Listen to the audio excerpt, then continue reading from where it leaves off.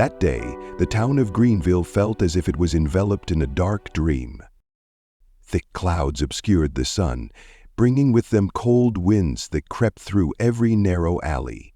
St. Mary's Church, perched atop the hill, majestic and silent, became the focal point of grief as dozens of townsfolk gathered to bid farewell to Mrs. Eleanor McGulliver, a woman with a generous heart who was always ready to help others.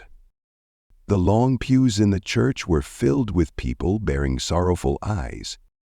Some quietly wiped away their tears with worn handkerchiefs, while others simply bowed their heads, their shoulders trembling in silent sobs. In the corner of the room, a small figure stood silently. It was Max, the loyal dog of Mrs. Eleanor. He neither cried nor whimpered. Max simply stood still, but his eyes were fixed on the oak coffin placed solemnly in the center of the nave. His glossy black eyes gleamed with something indescribable, a deep unease, as if he knew something no one else did. The church bell tolled, deep and resonant, as if reminding everyone that this was their final farewell to Mrs. Eleanor.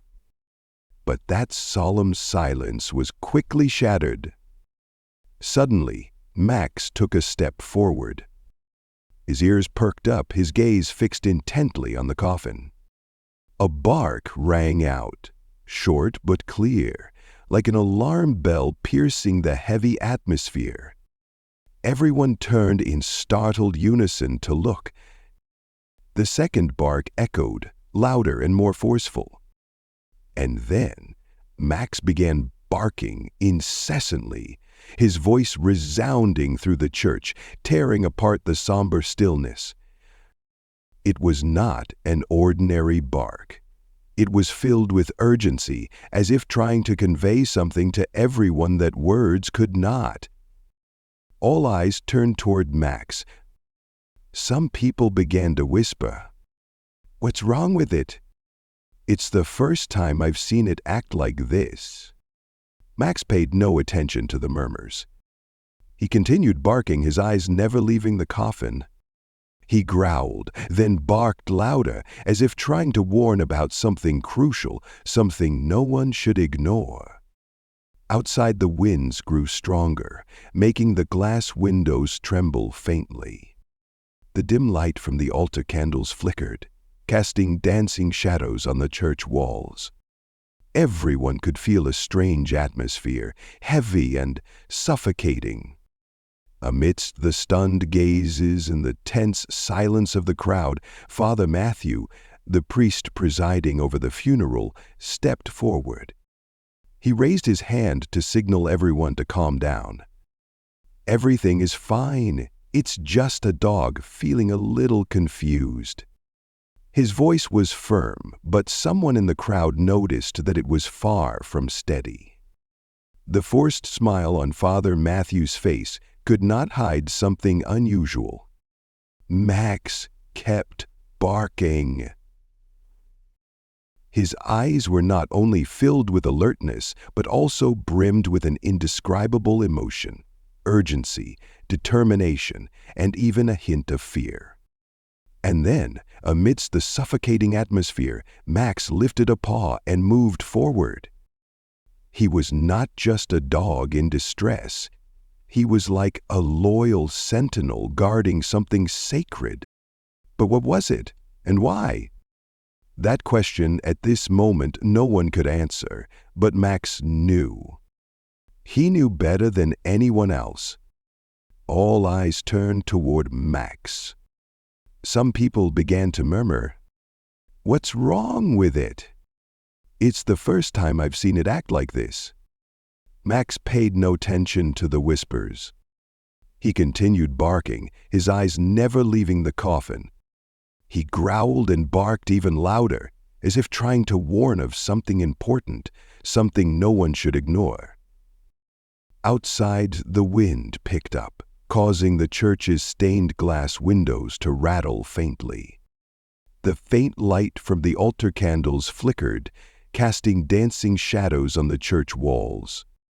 Everyone could feel an eerie, oppressive atmosphere creeping in. Amid the astonished gazes and tense silence of the crowd, Father Matthew, the priest leading the funeral, stepped forward. He raised his hand, signaling everyone to remain calm. "Everything is fine. It's just a dog feeling a bit confused." His voice was firm, yet someone in the crowd noticed an undercurrent of unease. The forced smile on Father Matthew's face could not hide something unusual. Max kept barking. His eyes were not only filled with alertness, but also carried an indescribable mix of urgency, determination, and even a trace of fear. Then, in the midst of the suffocating tension, Max lifted a paw and moved forward. He was no longer just a panicked dog. He resembled a loyal guardian, protecting something sacred. Max didn't stop. He stood tall, his barking now more intense, as if shouting for everyone to pay attention. His eyes gleamed, holding not only concern but also an unwavering belief. Something here needed to be brought to light. No one knew what that was. But Max knew, and he was determined to make everyone face the truth, no matter how terrifying it might be. Among those attending the funeral, a man stood silently in the far corner of the church, observing. He wasn't a native of Greenville, and he certainly didn't know Eleanor. His name was Lucas, a freelance journalist who had recently moved to town in search of inspiration. With his worn, long coat and sharp eyes, Lucas didn't seem to fit in with the somber atmosphere of the ceremony. But it was precisely his unfamiliarity that allowed him to notice the unusual things others overlooked. From the moment he stepped into the church, Lucas had sensed a strange tension, not from those mourning, but from Max's odd behavior and the barely concealed unease of Father Matthew. Lucas watched Max intently. He didn't know why, but from the moment he saw the dog fixated on the coffin, he sensed that Max wasn't like ordinary dogs. There was something in Max's eyes, a profound intelligence, a warning Lucas couldn't ignore. When Max began barking louder, Lucas couldn't resist his curiosity. He slowly walked toward the dog, careful not to startle it.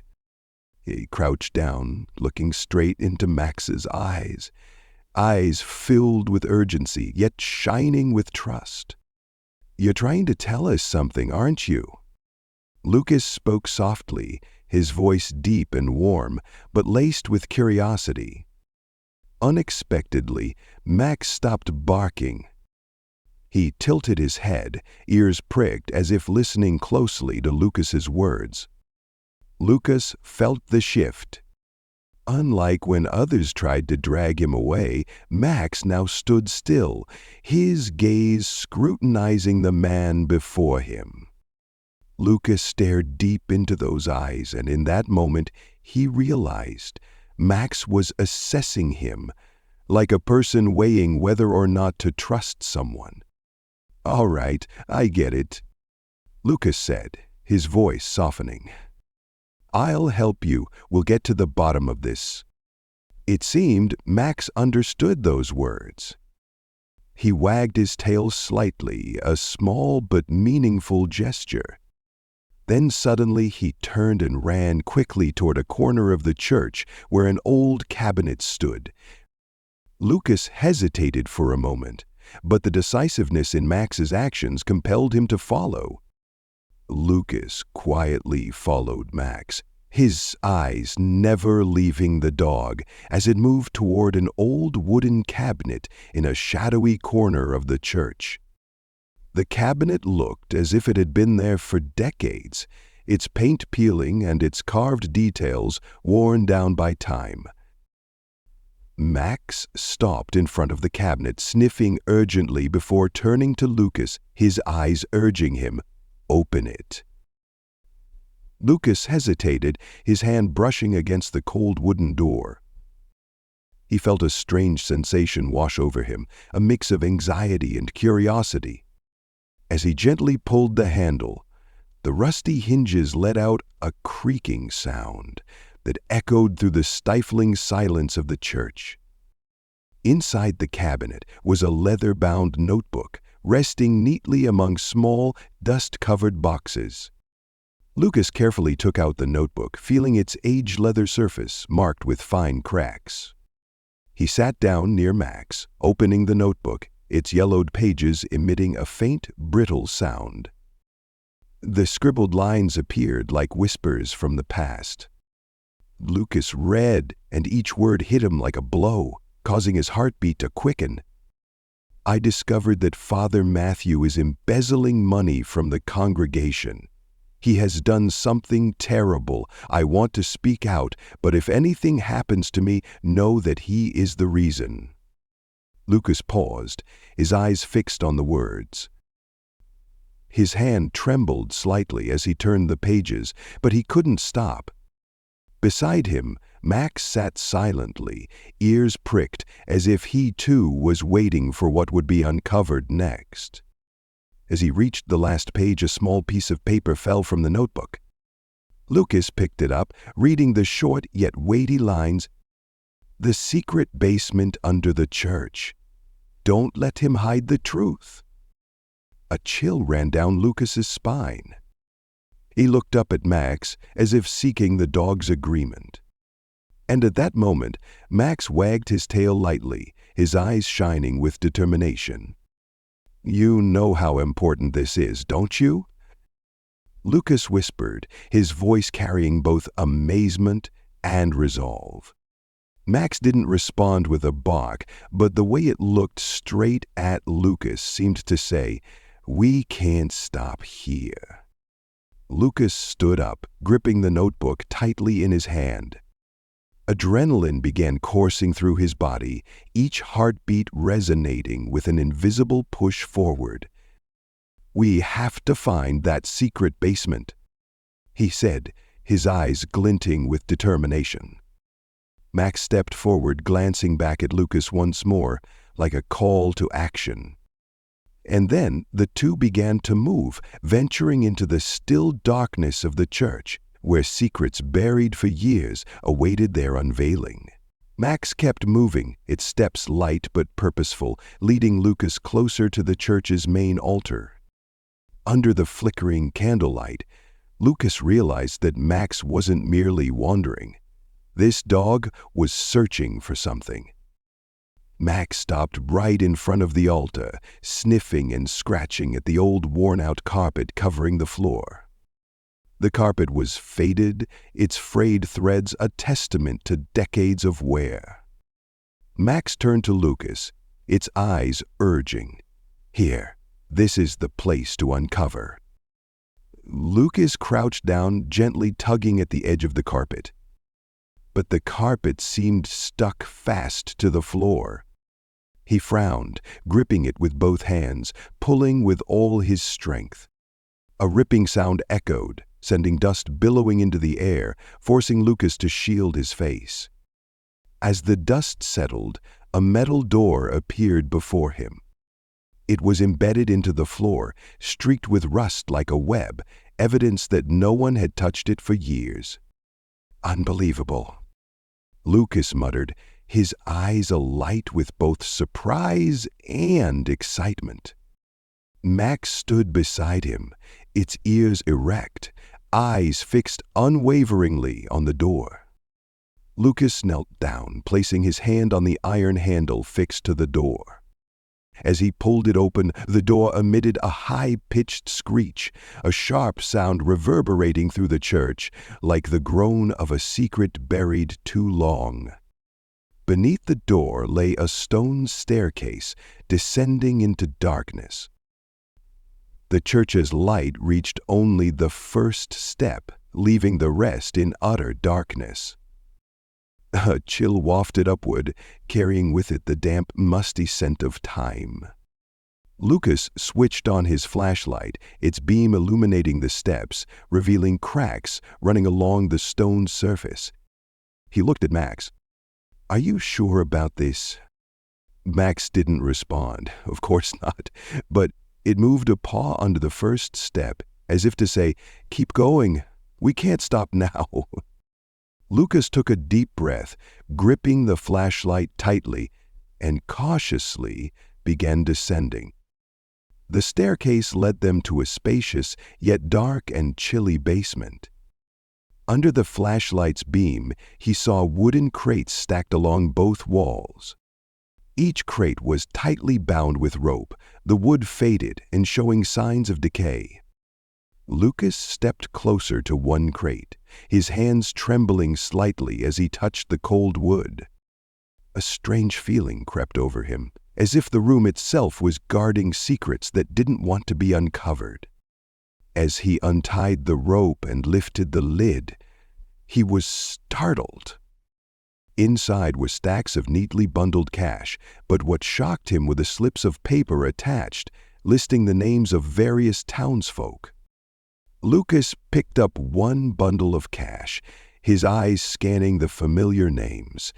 Mrs. Martha, $200.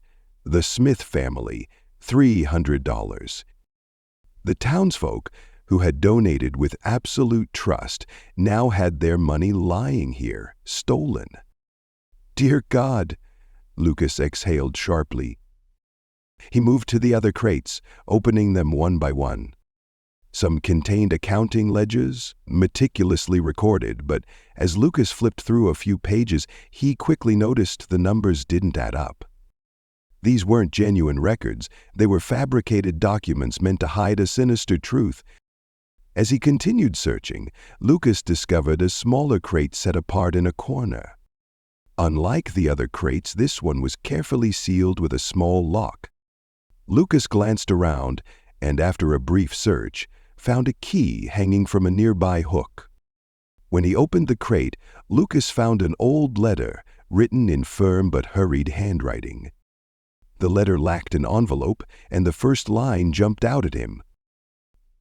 "Eleanor, if you dare to say a word, I assure you that not only you, but those you love will pay the price. Matthew." A chill ran down Lucas's spine. He gripped the letter tightly, his gaze shifting to Max, who stood beside him, its eyes still fixed on the crates, as if fully grasping their significance. "So this is the truth she wanted us to find," Lucas murmured, his voice thick with emotion. Max didn't move from its spot, its ears twitching slightly at Lucas's words.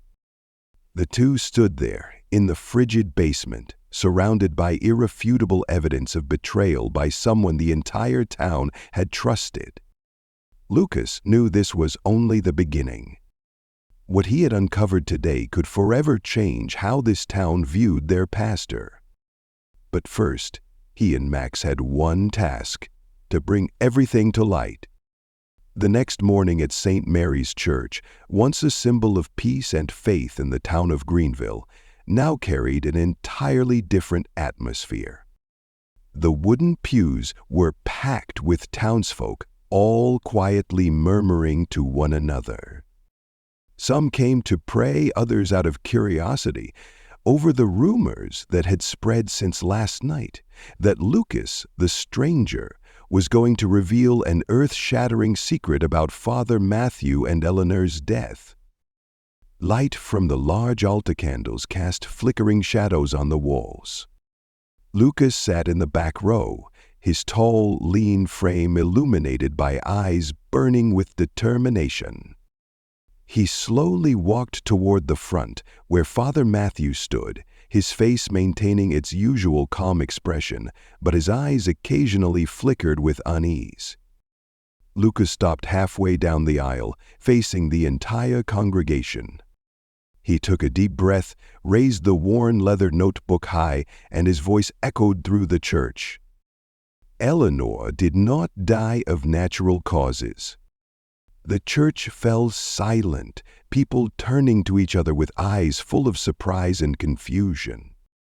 Lucas continued, his voice stronger now. "She was threatened by the very person we trusted the most." Whispers began to ripple through the congregation. Lucas opened the notebook, flipped to a page, and read aloud.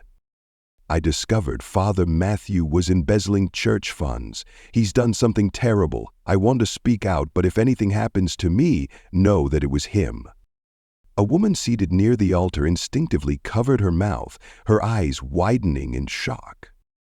An older man stood up, his voice trembling. Are you saying, Father Matthew?" Lucas didn't answer immediately, but continued reading. "The secret cellar beneath the church. Don't let him hide the truth." Shock spread throughout the room. Eyes filled with suspicion turned toward Father Matthew, who stood motionless near the altar. Finally, the priest stepped forward, his face now more stern than ever. "You have no idea what you're talking about," he said, his deep yet sharp voice echoing through the space. "Eleanor was an elderly woman, and her death was entirely natural. You are tarnishing my reputation and desecrating a sacred place." His words seemed to carry weight, causing a few townsfolk to hesitate. But Lucas remained undeterred. He raised the notebook high, staring directly into Father Matthew's eyes as he said, "If her death was natural, then why did she write these words? Why was she so terrified that she felt the need to leave evidence behind?" Father Matthew opened his mouth to say something, but at that moment Max, standing close to Lucas, suddenly growled. The low growl was faint, yet enough to draw everyone's attention. Max stepped forward, his eyes fixed intently on Father Matthew. "Make that dog stop!" Father Matthew exclaimed, his voice faltering slightly. But Max didn't stop. He suddenly leapt forward, grabbing the hem of Father Matthew's long black robe and yanking hard. The sound of fabric tearing echoed, followed by something falling from Father Matthew's pocket. Everyone's gaze shifted downward. A gold ring rolled across the cold stone floor, the candlelight glinting brightly off its surface.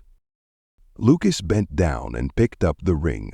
Holding it in his hand, he looked up at the congregation and asked in a cold tone, "Who among you doesn't know who this ring belongs to?" Whispers rippled through the crowd. An elderly woman stood up, her trembling hands covering her mouth. "That belongs to Eleanor, I'm sure of it. She always wore it." The doubt instantly turned into a tidal wave of outrage. The eyes, once fixed on Lucas, now all focused on Father Matthew, who stood there pale-faced, his hands visibly trembling. "This is proof. What did you do to Eleanor?" Lucas demanded, his voice like an accusation that couldn't be denied. Father Matthew stepped back, his eyes frantically searching for an escape, but Max stood his ground, his sharp gaze like that of a justice guardian. With no escape left, Father Matthew suddenly screamed, "Enough! I don't need to explain myself to any of you." That statement, rather than explaining, marked the end of his facade. The townsfolk now fully understood the man they had trusted was not only a betrayer, but also a hidden monster. The atmosphere in St. Mary's Church was tense as a drawn bowstring. The flickering candlelight could not dispel the darkness engulfing the space. Lucas stood in the center aisle, the bundle of documents in his hand like a sharp sword, ready to cut through Father Matthew's deceit. Max stood close to him, his eyes fixed on the priest, ears pricked, growling softly yet powerfully. Father Matthew, standing near the altar, clutched his long black robe tightly, but his hands trembled slightly. He glanced at the townsfolk, their once familiar faces now filled with doubt and anger. "Do you have anything to say, Matthew?" Lucas asked loudly, his voice echoing through the church. Matthew stepped forward, his eyes flashing with a mix of anger and fear. He took a deep breath, trying to regain his usual composure. "You don't know what you're doing." His voice dropped, but it couldn't hide the tremor. I have dedicated my entire life to this town. You are slandering a man who gave everything to you all." Lucas raised an eyebrow, taking another step forward, holding the bundle of documents tightly. "Dedicated? You call embezzling parishioners' money, threatening and imprisoning an innocent woman dedication? Eleanor died because of your greed and selfishness." The villagers began murmuring. Lucas's words ripped apart the veil of trust they had once placed in the priest. Matthew raised his hand, trying to quell the rising tide of outrage. Eleanor was a weak woman who couldn't handle the pressures of old age. Her death had nothing to do with me. Then why did she write in her diary that if anything happened to her, you would be the one responsible? Lucas shouted, his eyes piercing through Matthew's facade. Matthew froze, his eyes darting quickly to the documents in Lucas's hand. Those documents, Eleanor's every written word, were like a noose tightening around his neck. "Stop this now!" Matthew screamed, his voice erupting like a bomb. "None of you understand what I've done to protect this place. You know nothing." Lucas scoffed, shaking his head. "I don't need to understand. I only know that you are a traitor to the trust of this entire town." A sudden glint of light flashed in Matthew's hand, a steel blade reflecting the candlelight, cold and menacing. The entire church held its breath. Some people even screamed in panic. Matthew roared like a cornered beast. "None of you will take away everything I've built. No one." He lunged forward, the blade raised high, aiming straight for Lucas. But before the blade could descend, a resounding bark tore through the air. Max, the loyal dog, leapt like a bolt of lightning, his sharp teeth sinking into Matthew's arm. A few women screamed, and children hid behind their parents. Matthew flailed his arm, trying to shake Max off, but the dog wouldn't let go. Growls rumbled from Max's throat, powerful, as if declaring he would protect Lucas at all costs. Lucas didn't hesitate. He lunged forward, using all his strength to wrestle Matthew down and disarm him. The two struggled violently, the sounds of their scuffle echoing through the church, freezing everyone in place. "Hold him down!" a man from the crowd shouted, and several strong townspeople rushed to help Lucas. Finally! The knife clattered to the floor. Matthew was restrained, his hands bound tightly with rope, while Max stood firm beside Lucas, barking victoriously. The villagers stared at Matthew, the man they once revered, now nothing more than a contemptible traitor. Lucas, though panting heavily, stood tall, the documents in his hand now undeniable evidence. "This is the end for you, Matthew," Lucas said, his voice cold. Max growled once more, like a final warning, before Matthew was taken away. The church fell silent, but the truth had finally been revealed. The murmurs of the villagers gradually turned into exclamations of awe, their eyes now filled with gratitude toward Lucas and Max, two heroes who had saved them from the biggest lie of their lives. The truth about Eleanor's death and the crimes of Father Matthew were finally uncovered, leaving a profound lesson for the entire town of Greenville. Max, the loyal and courageous dog, became a living symbol of unwavering loyalty and bravery that transcends humanity. After the truth was revealed, Lucas realized that he had not only uncovered a secret, but also found a family. Standing beside Max, he watched the villagers gather around the dog, comforting and praising him.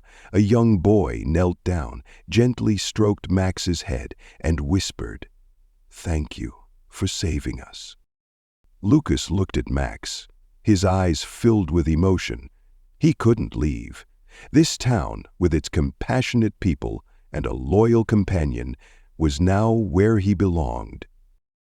He decided to care for Max as a cherished friend and to use his pen to tell this extraordinary story, the story of a dog who fearlessly sacrificed to protect justice and the ones he loved. Thank you for joining us on this emotional journey with Max and Matthew in our story. If this story touched your heart, please like and subscribe to our channel to help us spread meaningful stories about kindness and connection. With your support, we hope to soon reach a significant milestone, our first 1,000 subscribers. This would not only be a tremendous encouragement, but also enable us to continue sharing more inspiring stories. See you in the next story.